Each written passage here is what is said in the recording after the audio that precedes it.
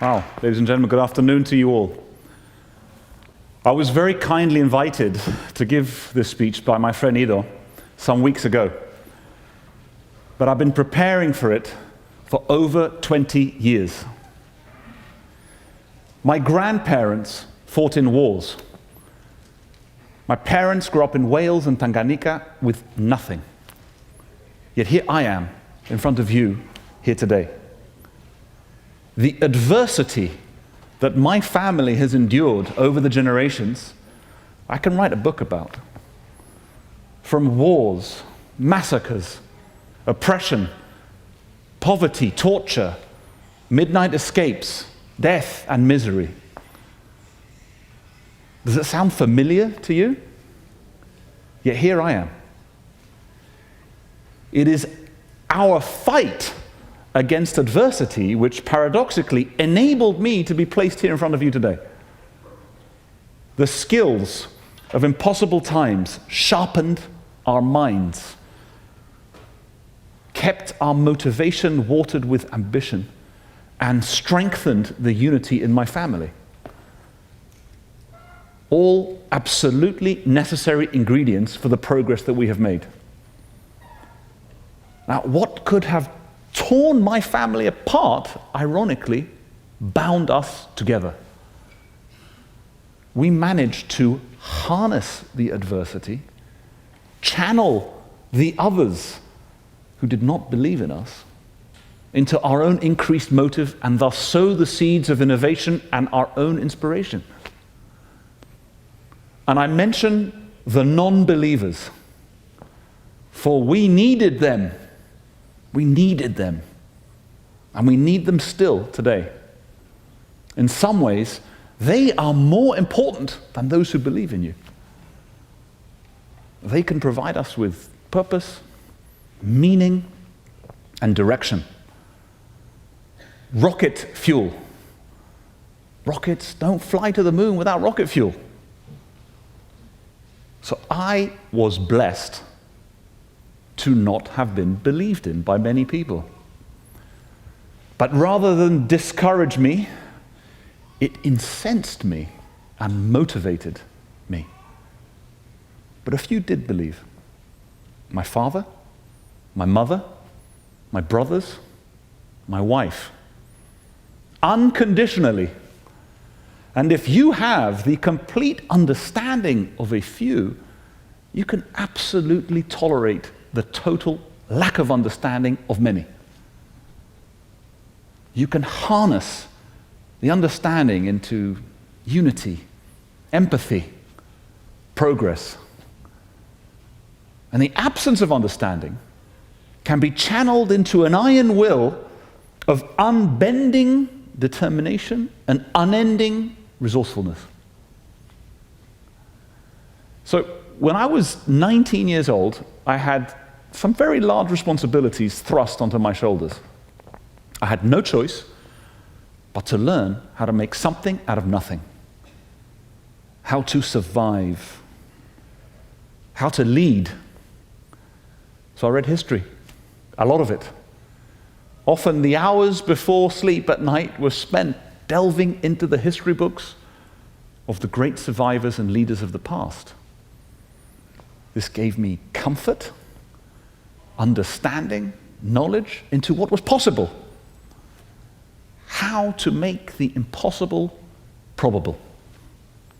It kept me going in very desperate times. Churchill, FDR, Teddy Roosevelt, and Israel. Yes, Israel. So there was this young Greek boy from North London spending many, many nights of his late teens and 20s at 3 o'clock in the morning reading about how Ben-Gurion learned ancient Greek to better understand Plato in the native tongue whilst designing the state of Israel. How with sheer genius and brilliance, Shimon Peres and other great men and women saved 102 hostages from Entebbe in 1976. How, despite spanning 2 decades and crossing continents, Adolf Eichmann was captured in Argentina in 1960. Tenacity and the sheer determination of will enabling achievement after achievement, conquering adversity after adversity. Or, in other words, how do you revel in being outnumbered?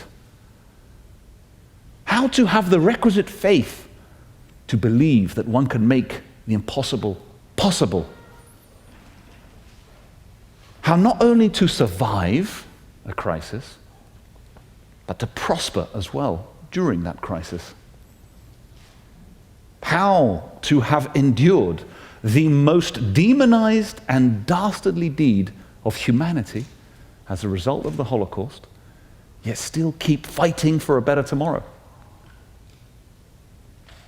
Growing up, I was also bewitched with something my grandfather used to say. The impossible I can do immediately. It is miracles that take a little longer. And this became the mindset as to how my brothers and I built Libra from a single thought into the socially conscious multinational that it is today. A group which has become a platform for underdogs to become ex-underdogs. A group which empowers women. A group which gives a clean opportunity to young people. So I trust you see some parallels emerging between our story and yours. Now, my own study of the history of Israel was empowering in the construction of our group. It was fascinating. It was fascinating to me. It was instructive. How to make something from nothing. How do you stay united when the clouds of crisis appear? How to delve deep into the greater and untapped abilities of your brain and soul when your back is up against a wall. How do you win a war when your only weapons are belief and motive? Now, these stories from the history books are not just information, they are inspiration. Not just words and data points, but they can be the seeds of our courage and our inspiration. And I know this only too well. My first memories of life were death. Dying with meningitis at the age of 2.5 in a London hospital intensive care unit. And what the doctors did not know at the time is that I would be living with a compromised immune system until the age of 36. Until one operation changed everything. And the person that advised me on that operation is sitting here today, Dr. Fisher. And Dr. Fisher, I will be eternally grateful to you. I can't see where you are because the lights are too bright, but just know, front seat, okay. Well, I will always be grateful. You can't imagine. Many decades of not being able to fight infection, pneumonia, hospitals, bronchitis, antibiotics. This was a way of life for me. It kept me in bed many months of every year, constantly doing battle with the twin demons of fear and hopelessness, living in permanent fear of getting any infection, and feeling utterly consumed by despair when I invariably did. Now, these illnesses were my own greatest adversity that I had to fight. The war to maintain positivity, to be able to manufacture it on demand when required. That the suffering was an investment in the cause of something greater, unseen as of then. So I learned to keep the faith when it was so easy to lose it, very tempting to give up. The seductive choice to succumb to bitterness instead of attaching meaning to the suffering, which enabled me to make the choice of optimism over despair. And I did not know what the benefits would be at the time. I knew the costs all too well, but not the benefits. As time has gone by, I have realized more and more the value that existed in those days of suffering. The opportunity in the adversity. What are those opportunities? Well, I was taught the deep value of appreciation for simply being alive, for being well. Something so simple. The deep gratitude we should all feel to those who have come before us, whose sacrifices made our world a better place. The opportunity to increase and enhance empathy, to channel any suffering we endure over the bridge to wisdom and vision, to maintain humility.